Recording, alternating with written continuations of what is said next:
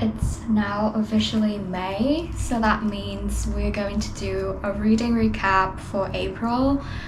This month is a pretty good reading month. I read quite a lot of books, and also I read some of the genre that I don't particularly usually go for, which is really good, and I find some really good books which I'm so excited to share about. So let's start with the first one.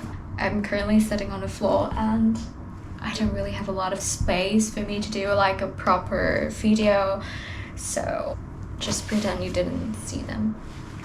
So the first book that I've read, which is a very thick ass book as well. I talk about it in my previous video, so I'm not gonna talk too much about it. It's A Little Life. I love this book so much. I have so much like words I highlighted. The book is exquisitely written, so even though it's a bit sad, it's a very beautiful written book. I highly recommend it to someone who can bear the sadness and depressed from the book.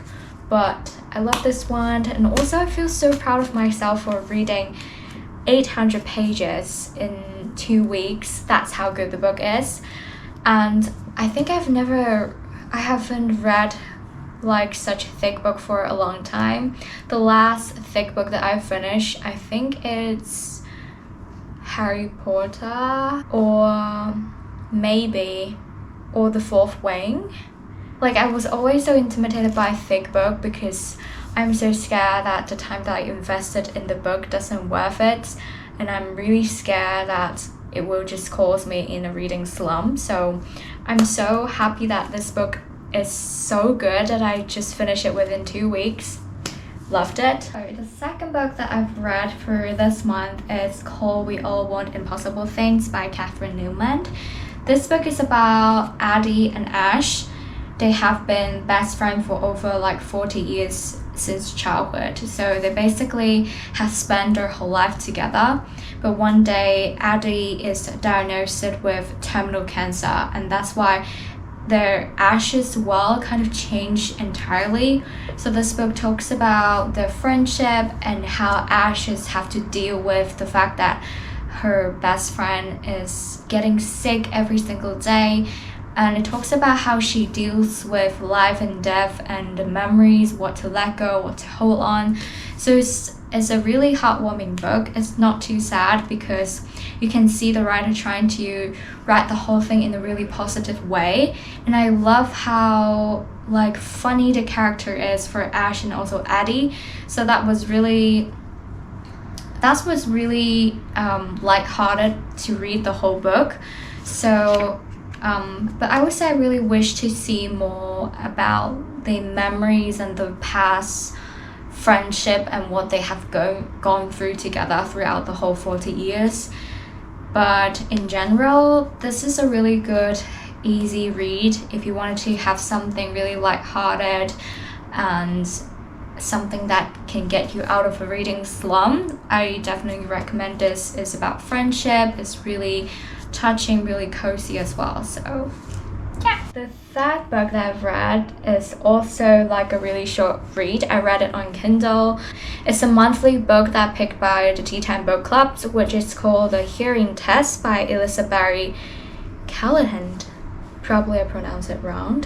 So this book is about a very young woman. She has a sudden deafness disease. So that's why she lost her like hearing suddenly one day.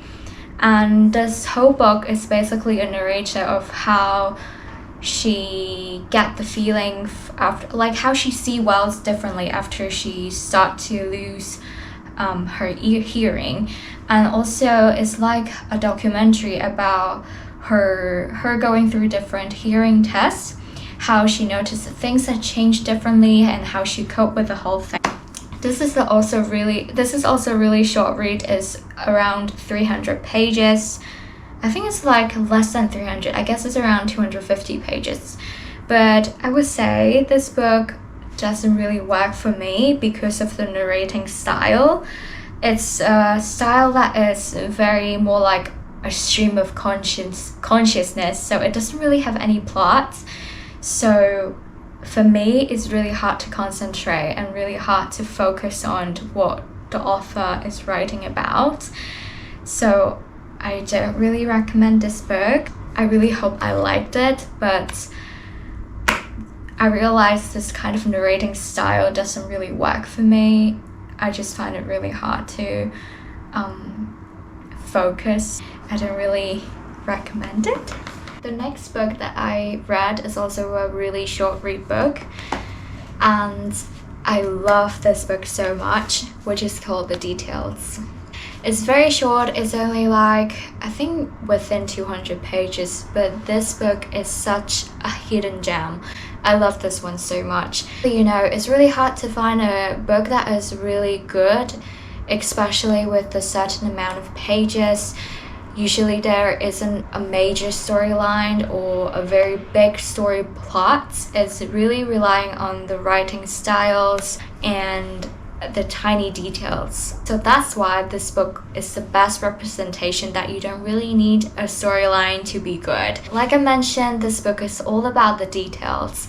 So The Details is about a woman that is having an urge to revisiting her past, about the nostalgic memories that she had with different people. It's about 4 people in her life that are so important that she couldn't let it go. So each chapter is dedicated to each person that she feels like is so important in her life. This book really emphasizes that we have to slow down and remember the details of your loved ones. I almost highlighted every other line of the book because it's just so beautifully written, and I highly recommend it if you want something really short read and very high quality writing. This is the book. This makes me wonder, like, if I have to pick 4 or 5 person that is so important in my life, what kind of details I'm gonna write for them. You know, it's just so good. I love this one so much. I highly recommend it.